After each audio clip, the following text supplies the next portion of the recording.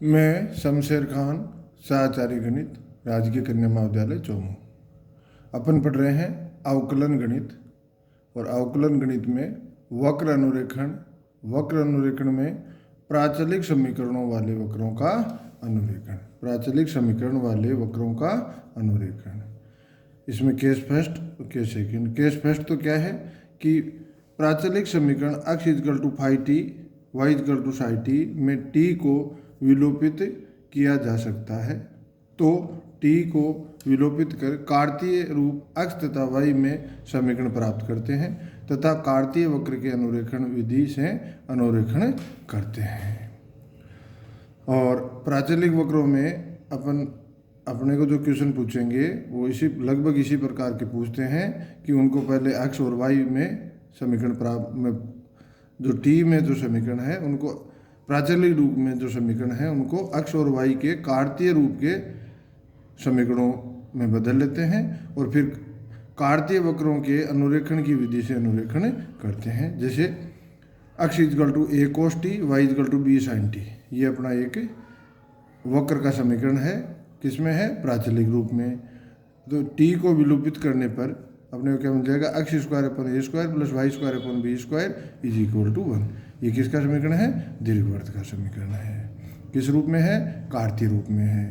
Case second, यदि t का विलोपन संभव नहीं हो तो नंबर 1 सममिति देखते हैं कि भाई वक्र सममित है।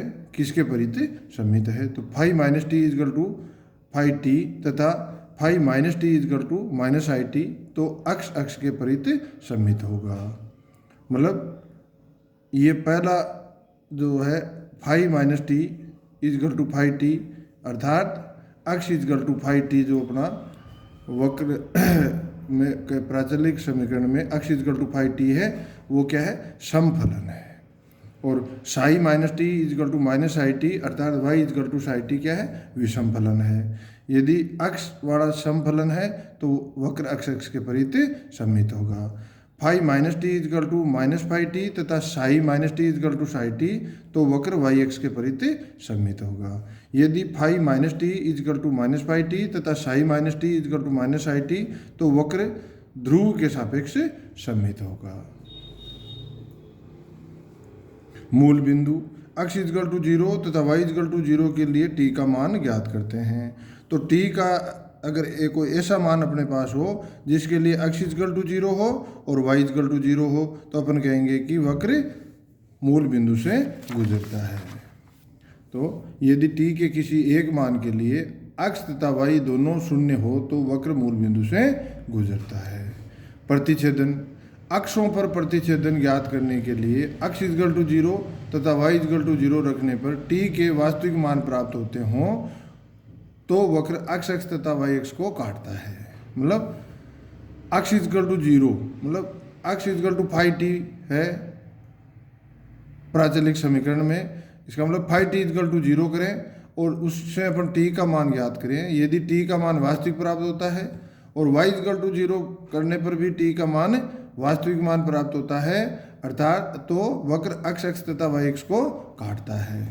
अनंत स्पर्शियाँ, यदि limit t tends to t1 मतलब t के किसी मान t1 के लिए लिमिट लगाएं तो limit t tends to t1 x is equal to infinity या limit t tends to t1 is equal limit t tends to t1 y is equal to infinity, तो t is equal to t1 एक अनंत स्पर्शी होगी।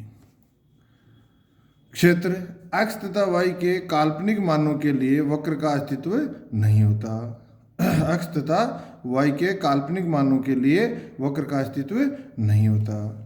Number 6 स्पर्शरेखा, tan psi equal to D Y upon D X is equal to D Y upon D T upon D x upon D T is equal to psi dash T upon phi dash T. ऊर्ध्वाधर व क्षैतिज स्पर्शरेखाओं का अस्तित्व उन बिंदुओं पर होगा जहां D Y upon D X is equal to infinity या 0। तो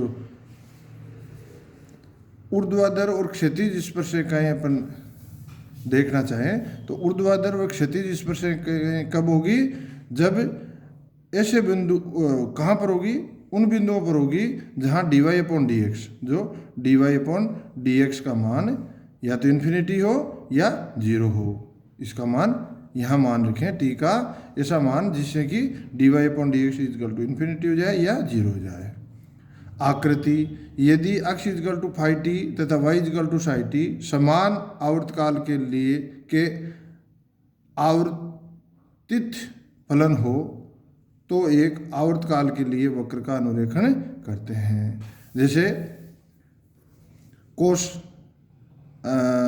एक्स है, कोस टी है, तो टी के कोस टी है तो टी का मान 0 से 2 पाई, फिर वापस 0 से 2 पाई का मतलब 0 और 2 पाई तो एक जगह हो गए ना।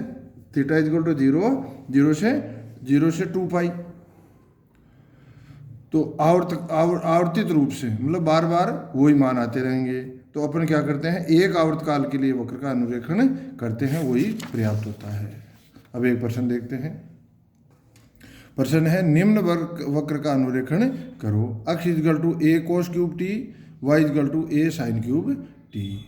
तो दिए हुए वक्र के समीकरण में प्राचल थीटा है तथा इसे विलुप्त किया जा सकता है। तो अपने को मिलेगा, विलुप्त करते हैं पहले। Cos theta is equal to x upon a की power 1/3, sine theta is equal to y upon a की पावर 1/3। दोनों का वर्ग करके जोड़ने पर x की घात 2/3 प्लस y की घात 2/3 इज इक्वल टू ए की घात 2/3, जो कि वक्र का कार्तीय समीकरण है। अब कार्तीय समीकरणों को के अनुरेखण की विधि से अपन क्या करते हैं, वक्र दोनों अक्षों के परित सममित है। स्पष्ट है कैसे? अपन इसे क्या लिखेंगे, x की घात 2 की घात 1/3 प्लस y की घात 2 की घात 1/3 इज इक्वल टू ए की घात 2/3।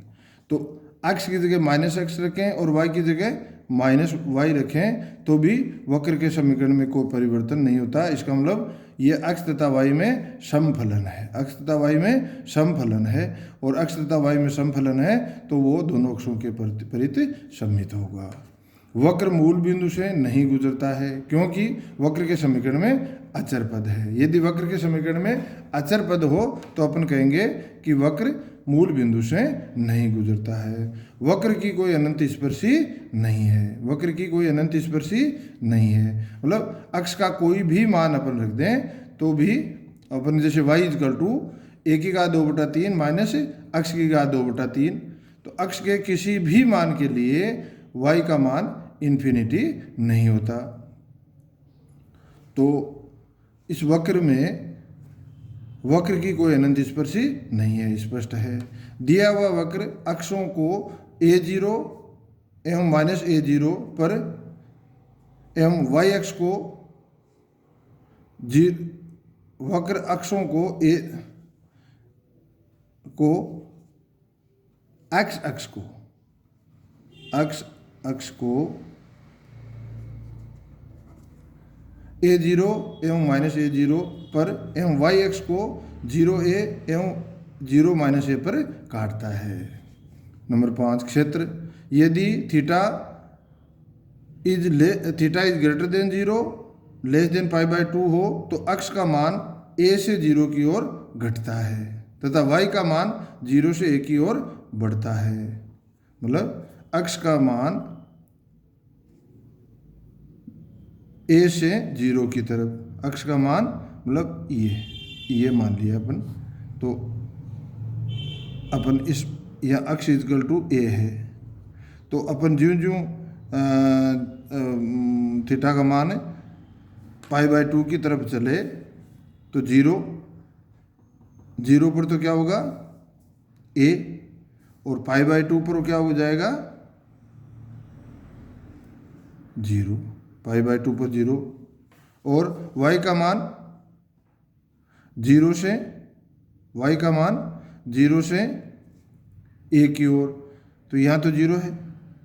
थीटा इजकल टू 0 पे y का मान 0 है और फिर वो मान कहाँ बढ़ता है a की तरफ a। तो ये तो घटता है और ये बढ़ता है, तो ये एक आकृति इसकी ऐसी हो जाएगी। दिए हुए वक्र से d x upon d theta is equal to -3a cos square theta sine theta या डी तथा d Y upon d theta is equal to 3a sine square theta cos theta जी theta greater than 0 less than π/2 तब d x upon d theta less than 0 d Y upon d theta greater than 0। इसका मतलब क्या है, y के मान में परिवर्तन हो रहा है और वो क्या है, पॉजिटिव है और ये नेगेटिव है। इसका मतलब ये वक्र इस प्रकार का होगा, 0 से थीटा इजकल टू 0, यहाँ क्या है थीटा इजकल टू π/2, यहाँ क्या है थीटा इजकल टू क्या होगा भाई पाई, यहाँ क्या होगा थीटा इजकल टू 3π/2 और यहाँ थीटा इजकल टू पाई, यहाँ होगा थीटा इजकल टू 0। तो ये थीटा इजकल टू पाई, तो ये वक्र हो गया a0 और -a0 पे काटेगा, 0a और 0 -a पे काटेगा, तो ये वक्र का मान डालिए घटता जाएगा। D y x upon d theta less than 0 है और d Y upon d theta greater than 0 है और एक्स का मान 0 से π/2 पे 0 हो जाएगा। एक्स का मान थीटा इजकल टू 0 क्या है a और थीटा इजकल टू π/2 पे 0, y का मान थीटा इजकल टू 0 पे 0 और π/2 पे a, तो ये वक्र का भाग एक ये हो जाएगा और वक्र दोनों अक्षों के परिसममित है, तो जैसा यहाँ होगा वैसा इधर होगा, फिर जैसा इधर है अक्ष y एक्सिस के इधर है वैसा का वैसा ही इधर हो जाएगा। धन्यवाद।